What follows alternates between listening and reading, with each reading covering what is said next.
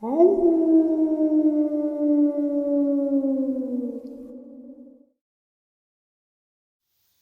greetings and salutations, everyone, and welcome to tonight's second half. And it is full of just terrifying encounters. Before we jump into it, though, a couple links. As you all know, I rely on Patreon, PayPal channel membership, and the merch to help the channel to continue to grow and go. Links to Patreon, PayPal channel membership is in the description below. Merch displayed directly under the video. Also, Dogman Frightening Encounters, Volume 1 through 3, the audiobook versions. They were written and researched by Tom Lyons, narrated and produced by me, Jeff Nadolny. Those audiobooks are available on Audible, Amazon, and iTunes, links to which are also in the description as well. And finally, last but definitely not least, if you'd really like to help support this channel to continue to grow and go, simply subscribe. It doesn't cost you a cent. Click that like button, takes half a second. If you don't want to miss out on any of the informative uploads I put out daily, click that bell icon, and folks, please leave a comment. Why? Well, because all these things, they really do help this channel to continue to grow and go, and yes, they definitely matter. Now, everyone, I have taken far too much of your time. Let's jump in to tonight's second half, shall we? The first week of February is a beautiful time of year in the northern Sonoran Desert, east of Tucson, Arizona. Perfect conditions for extended mountain bike excursions into remote areas that feature stately saguaro cactus, large patches of rabbit ear and prickly pear cactus, and desert wildlife that includes javelina, red Mexican wolves, roadrunners, coyotes, and plenty of smaller animals that make full use of the mild temperatures. Another plus for this early springtime time period is that the desert's more deadly residents, such as many varieties of poisonous snake, Gila monster, and nasty bark scorpions, have yet to emerge from their winter hibernation. It was in this idyllic time period that 3 Tucson bicyclists decided to tackle the tough 17-mile-old Pueblo racecourse east of town the first week of February 2014. One of the cyclists, local Tucson business owner G. Johnson, described the scene. "It's a tough one. It's a 24-hour trek, so you better come prepared with more than enough food and water. There are times you just want to go back and wish you had never got there in the first place. But when you see what nature has to offer you here, well, those regrets dissipate rather quickly." The cyclists set out, and according to Johnson, when they had reached around the halfway point of the course, when they had a highly unexpected encounter that could have been part of the desert-tinged episode of The Twilight Zone. "We had been riding for about, maybe 9 hours, taking breaks every now and then. Then Michael says he needs to stop for a moment. We wait for him to finish when all of a sudden we see this long figure walking across the trail. He's maybe 6 feet tall, very, very skinny, and has an awkward gait, like a monkey or a man with a disease, almost robotic. The men were understandably startled and checked with each other if each of them were seeing what they were seeing. Then all I remember about Michael is him saying, 'What the hell is that?' or something like that. But he sounded far away. He probably used a different word instead of hell. Thing is, we had somehow walked a little towards the thing. Don't ask me why. Maybe to look at it better, not knowing what it was. The creature seemed out of place, even though it appeared to blend into the desert surroundings." Johnson continued his description of the encounter. "He stopped, and it made eye contact with me, and I could see him clearly. The eyes were kind of like a snake's, but black with a yellow stripe in the middle of the eye. It had red and green scales on its face and head. The red color was kind of like the same as the desert sand there, and it looked like it had sandy texture too. It didn't have a nose, only 2 holes on it. I couldn't see any ears or hair. The red mouth that looked like it had blood around it, but it didn't look like it was bleeding. It looked like a pattern and reminded me of a chameleon. But it looked like a person as well. Then it appeared to the witnesses that the creature rised up on its long arms with strange-looking claws that looked like a branch full of thorns, and it gestured at them. With a loud chattering sound was heard. The sound seemed to be the creature rapidly rattling its teeth. Then it scurried away in a way that reminded the witnesses of a lizard trying to hide. He looked like he was examining us, and then he ran into the desert. We thought about going back the same way we came, but we thought it didn't matter since we were in the middle of the track anyway. We were scared, to be honest. None of us had ever seen anything like it. It lasted only a few seconds, but felt longer than that, at least to me. So after we talked about it for a while, we decided to go on and finish the track. The men were rattled by their experience, and after talking about what to do, decided to continue on their way and finish the bike course. When you read these stories online or watch them on TV, well, you think, man, these people are crazy, on meds or something, or in need of attention. But this made me a believer. There has to be more of them out there. If there's one, there's got to be two, at least, right? I know most people won't believe a word I said. That's the way I used to be, and I don't blame them at all, but they are out there. Now, I'm not saying this is an alien or a chupacabra or anything like it. All I'm saying is I've never seen anything like it in my life. But I'm no biologist, so what do I know? The history of lizard men sightings goes back many generations. Native American legends speak of this reptilian being inhabiting the earth when their ancestors roamed the western portion of what is now the United States. And there are quite a number of petroglyphs that have an uncanny resemblance to what look like upright bipedal lizards. On October 28, 1878, the Louisville Courier-Journal carried the interesting story about a scaly wild man of the woods that had been killed and was on display for public view. Of course, today, wild man generally refers to Bigfoot-type creatures, like the Minnesota Iceman that was briefly displayed in the 60s.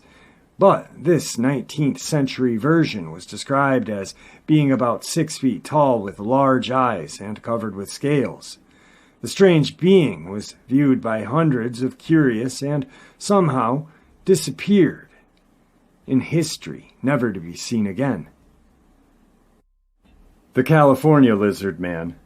Lizard Man reports of humanoid reptoids have been reported for generations in California. A fortune hunter in the 1940s claimed that he had stumbled on a labyrinth of an underground tunnel filled with gold under Los Angeles. He claimed that a race of lizard people were responsible for its construction. January 29th, 1934 article in Los Angeles Times, authored by Jean Basquiat, gave its readers a thrill when it first broke the story. Lizard People's Catacomb City. Engineer sink shaft under Fort Moore Hill to find a maze of tunnels and priceless treasures of legendary inhabitants. Busy L.A., although little realizing it in the hustle and bustle of modern existence, stands above a lost city of catacombs filled with treasure and imperishable records of the race of humans, further advanced intellectually than the highest type of present-day people. In the belief of G. Warren Shufield, geologist, mining engineer, who engaged in an attempt to wrest from the lost city deep in the earth below Fort Moore Hill the secrets of the lizard people of legendary fame in the medicine lodges of the Native Americans. So firmly does Shufield and his little staff of assistants believe that the maze of catacombs at priceless gold tablets are to be found beneath downtown L.A., that the engineer and his aides have already driven a 250-foot shaft into the ground, The mouth of the shaft beginning in the old Banning property of North Hill Street, overlooking Sunset Boulevard, Spring Street, and Northern Broadway. And so convinced is the engineer of the infallible of the radio X-ray perfected by him for detecting the presence of minerals and tunnels below the surface of the ground, an apparatus with which he says has been tracing patterns of the catacombs and vaults forming the lost city, that he plans to continue sending his shaft downward until he reaches a depth of 1,000 feet before discontinuing his operations.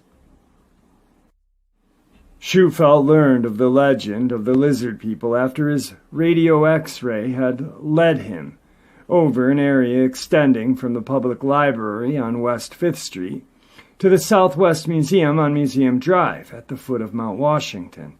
I knew I was over a pattern of tunnels, the engineer explained, and I had mapped out a course of tunnels, the position of large rooms scattered along the tunnel route, as well as a position of deposits of gold, but I couldn't understand the meaning of it.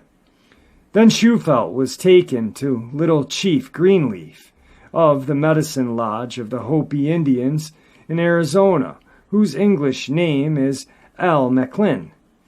The Indian provided the engineer with a legend which, according to both men, dovetails exactly with what Shufelt says he had found. According to the legend as imparted to Shufelt by McCacklin, the radio X-ray has revealed the location of one of the 3 lost cities on the Pacific coast, the local one having been dug by the lizard people after the Great Catastrophe, which occurred about 5,000 years ago. This legendary catastrophe was in the form of a huge tongue of fire, which came up of the southwest, destroying all in its path. The path being several hundred miles wide, the city underground was dug as a means of escaping future fires. The lost city dug with powerful chemicals by the lizard people instead of pick and shovel was drained into the ocean, where its tunnels began according to the legend, the tide passing daily in and out of the lower tunnel portals and forcing air into the upper tunnels, providing ventilation, and cleansed and sanitized the lower tunnels, the legend states. Large rooms in the domes of the hill above the city of Labyrinths housed thousands of families in the manner of tall buildings, and imperishable food supplies of herb variety were stored in the catacombs to provide substance for the lizard folk for a great length of time as the next fire swept over the earth. The lizard people, the legends have it, regard the lizard as a symbol of long life. Their city is laid out like a lizard, according to the legend. Its tail to the southwest, far below 5th and Hope Streets. Its head to the northeast, at Lookout and Murata Streets. The city's key room is situated directly under South Broadway, near 2nd Street, according to Shufelt and the legend. This key room is the directory to all the parts of the city, and to all record tablets. The legend states all records were to be kept on golden tablets, 4 feet long and 14 inches wide, one of these tablets of gold having been the symbol of life to the legendary lizard people, will be found the record of history of the Mayans, and on one particular tablet, the southwest corner of which will be missing, is found the record of the origin of the human race. Shufelt stated he has taken X-ray pictures of 37 such tablets, 3 of which have their southwest corners cut off. Shufelt stated that he has taken X-ray pictures of 37 such tablets, 3 of which have their southwest corners cut off. My radio X-ray pictures of the tunnels and rooms, which are subsurface voids, and of gold pictures with perfect corners, sides, and ends, are scientific proof of their existence. Schofield said, however, the legendary story must remain speculative and unearthed by excavation. The lizard people, according to Macklin, were of a much higher type of intellectual than modern human beings. The intellectual accomplishments of their 9-year-old children were equal to those of present-day college graduates, he states. So greatly advanced scientifically were these people that in addition to perfecting a chemical solution by which they bored underground without removing any earth and rock, they also developed a cement far stronger and better than any in use of modern times, which they lined their tunnels and rooms. Other locales in California have also produced reports over the years. The following decade, in the 50s, a man driving near Riverside, California, claimed he narrowly missed hitting a lizard man crossing the road. Mount Shasta area has been the site of reports of underground dwelling lizard men.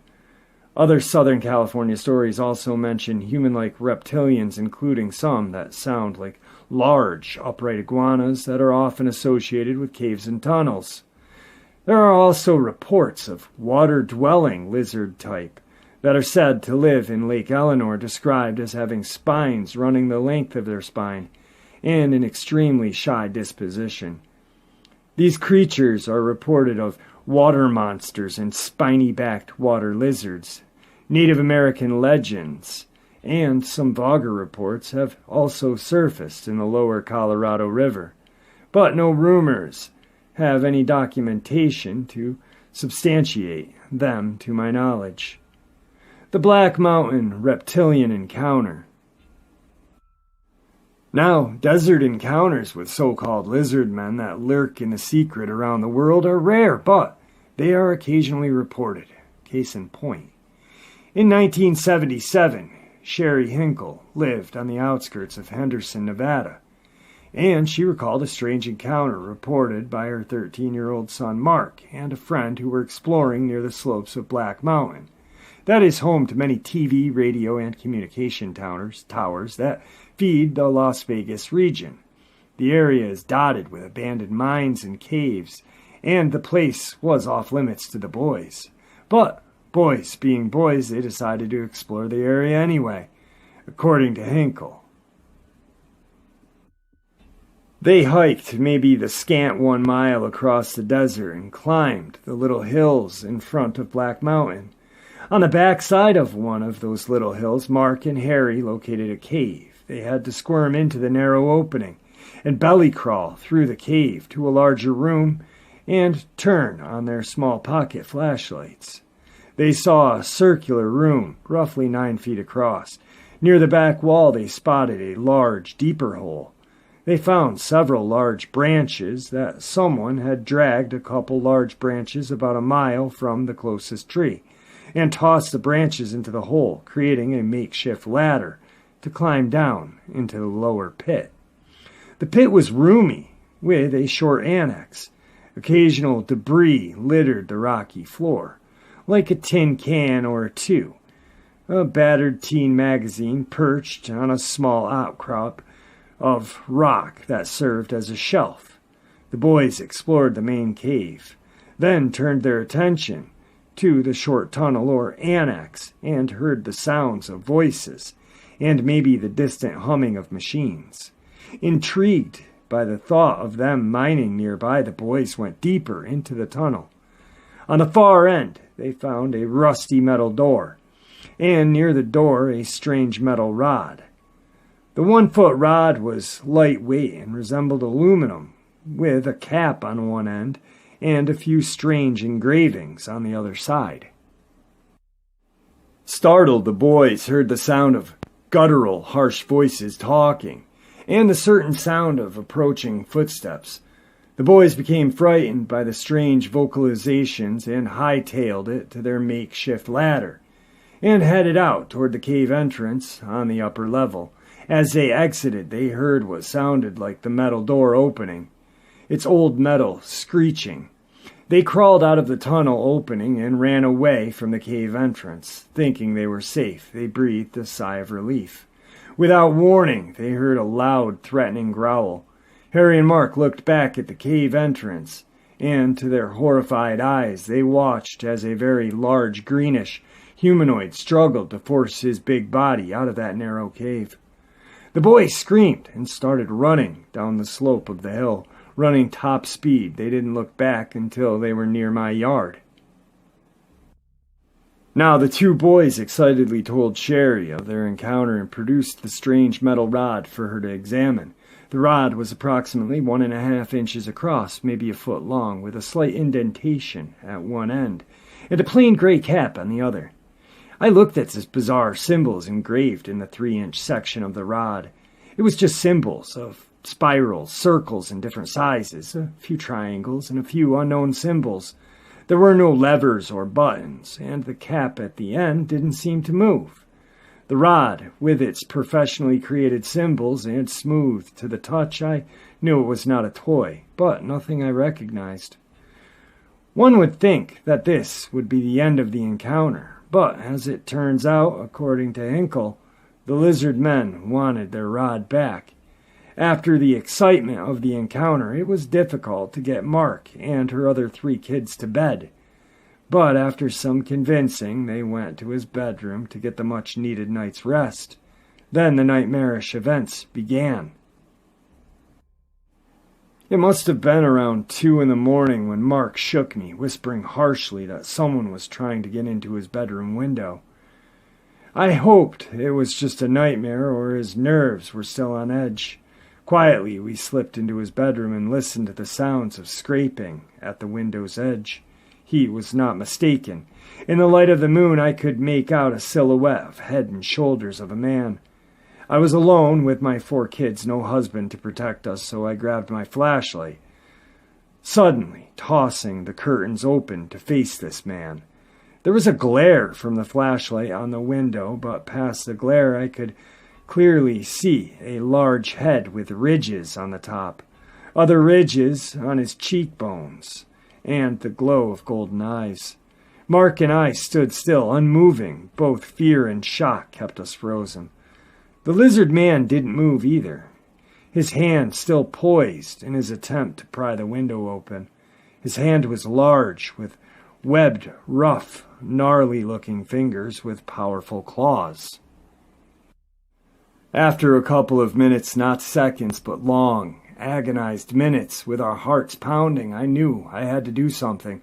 One hand still holding the flashlight beam on his face and my eyes still locked into those golden eyes, I fumbled around in the dark with my other hand, hoping to find something to use as a weapon if needed.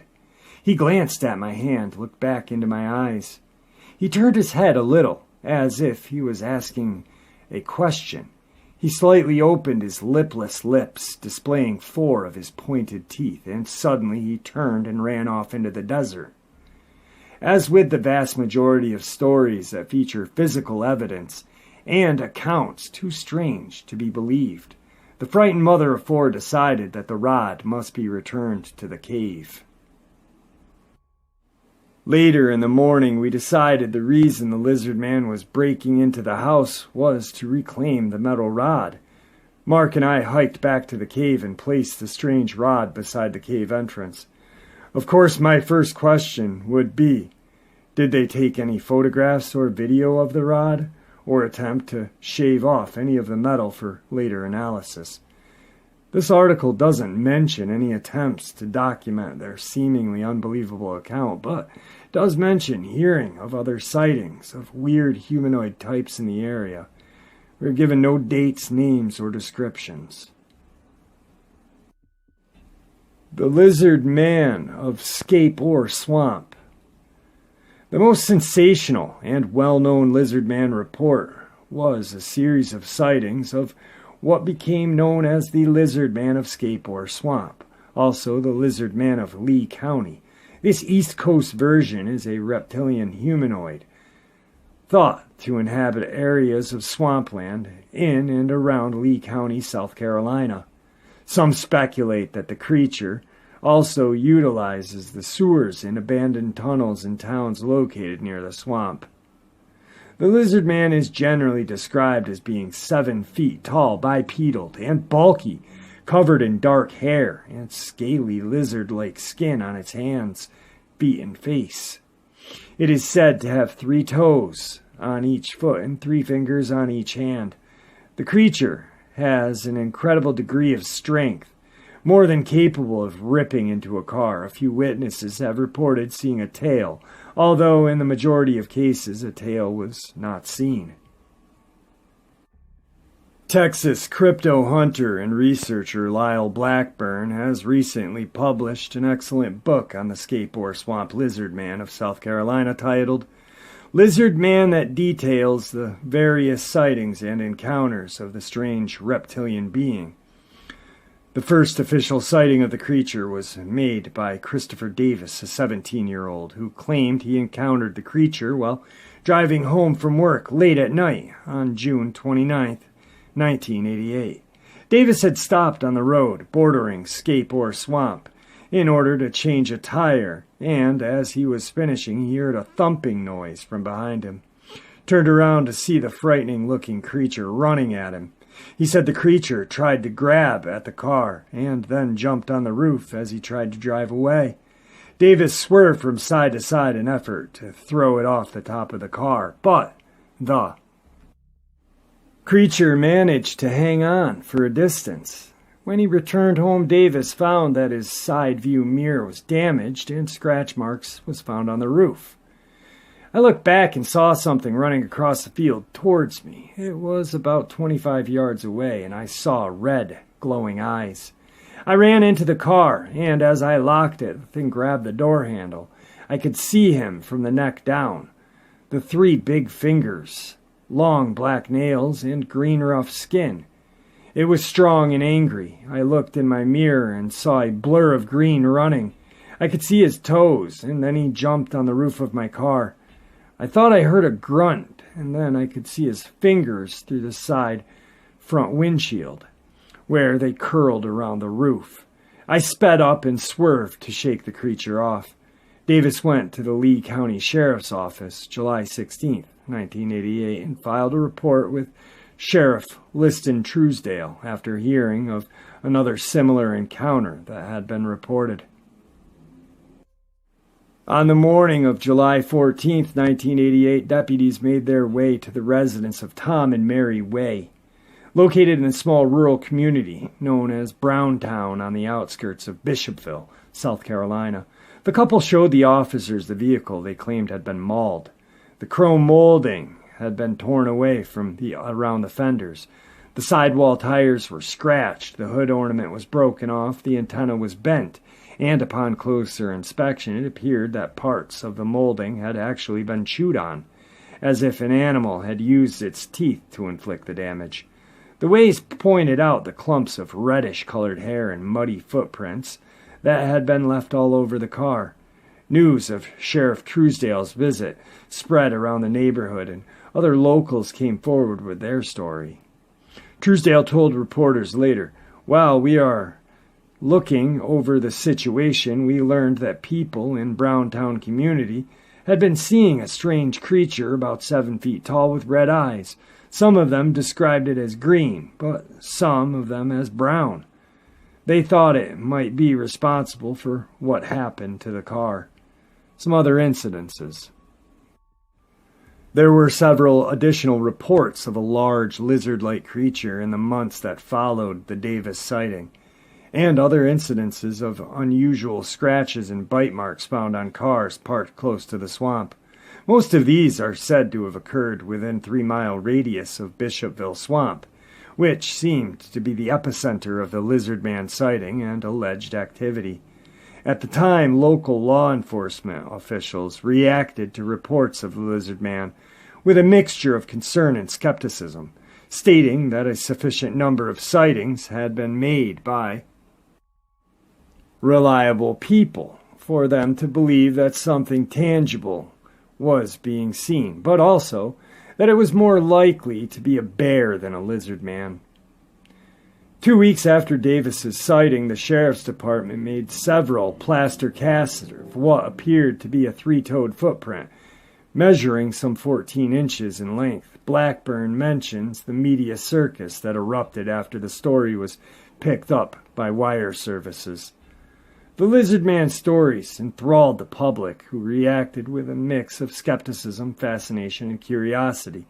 Carloads of curious sightseers began to jam Browntown Road as they came for a glimpse of Scape Ore Swamp and, if they were lucky, the creature itself.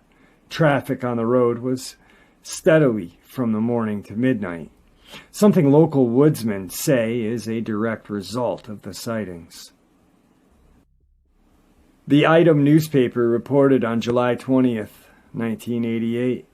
To make things worse, the WCOS-FM radio station out of Columbia offered $1 million reward to anyone who could bring in the lizard thing alive.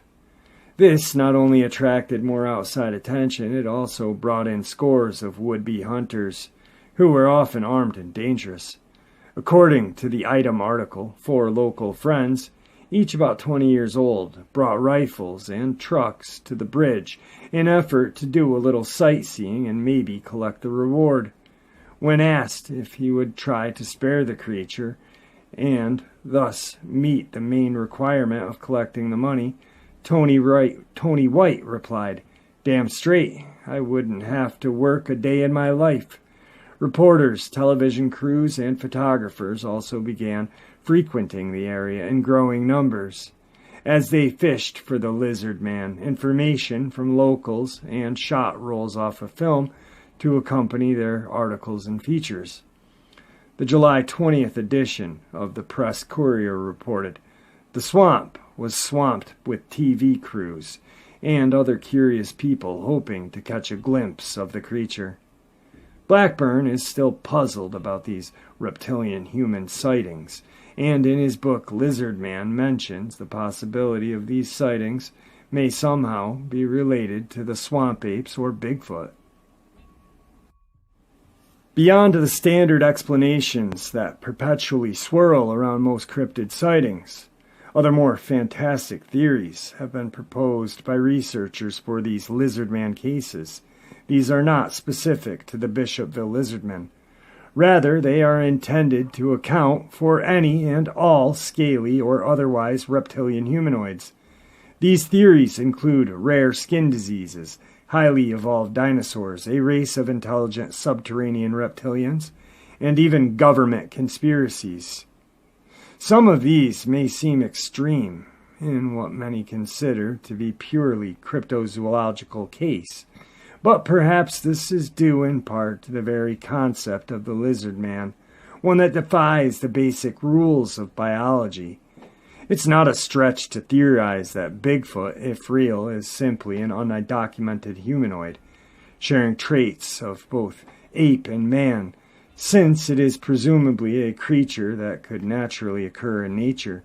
But if a Lizard Man possesses traits of both human and reptile, then this becomes more difficult to rationalize. All right, guys, there you have it. Some very horrifying reptilian encounters. You know, I really am a firm believer of Hollywood movies, TV shows, being a form of soft disclosure, like the TV show V or District 9, and for reptilians, Descent for crawlers. I have a hard time with the Dogman. I don't watch any movies related to werewolves, dog soldiers. I don't believe that to be a soft disclosure. I think it's more fictional, but like V and The Descent, I think they use these TV shows and movies to see how the public would react. They air V, right, back in the 80s. and then interview, let's say, 100 people or 1,000 people about how they would feel if this really happened. And if the numbers are not in favor of a full disclosure, which they've never been, they won't do it. But as of late, we all know that there's been a massive disclosure on UAP, UFO. Still, unfortunately, no admitting to aliens. The government has never admitted to aliens. They've admitted to UFO and UAP, which I find interesting. But anyway, guys, I hope you enjoyed this upload as much as I enjoyed sharing it with you. I truly, truly appreciate all of the support. Your support's what makes this channel special and what continues for it to grow and go. Everyone, I hope you all stay safe, happy, healthy, and ever vigilant, keeping an eye on our children, our pets, our family, and friends. These creatures are real. They are out there. They are dangerous. Share this information with those you love and care about, and it may just help save their lives someday. Until next time, never stop asking questions. Never stop searching for answers. And God bless you all.